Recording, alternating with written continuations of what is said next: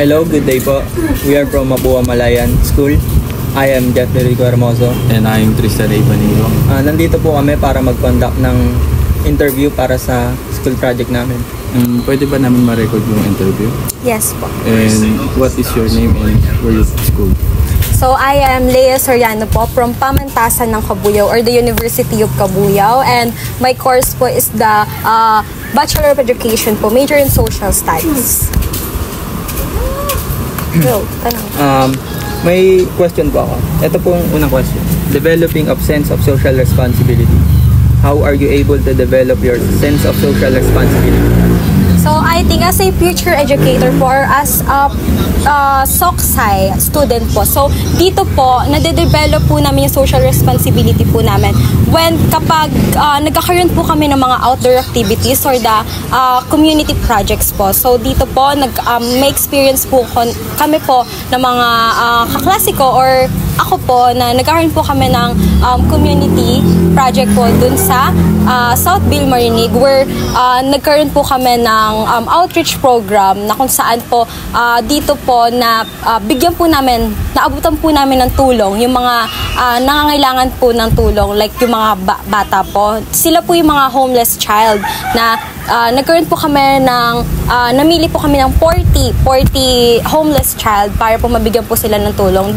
This is last year, which is December, na namigay po kami ng mga needs po nila.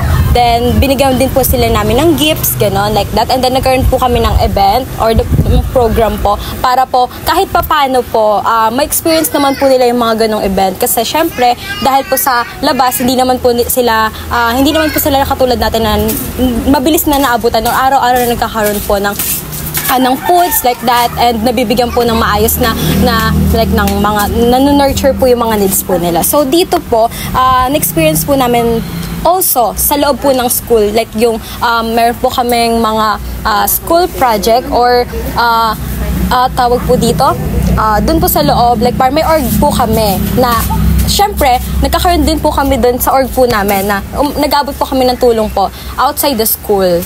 So, yun. Para po din sa mga kabataan.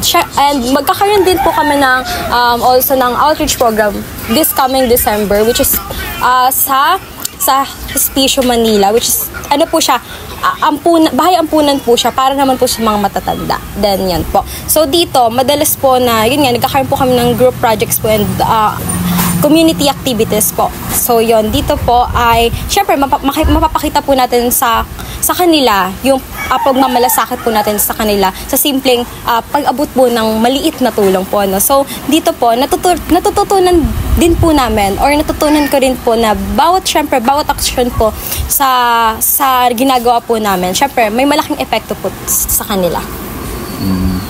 For the last question, despite your busy schedule at work, how do you manage to engage in community activities?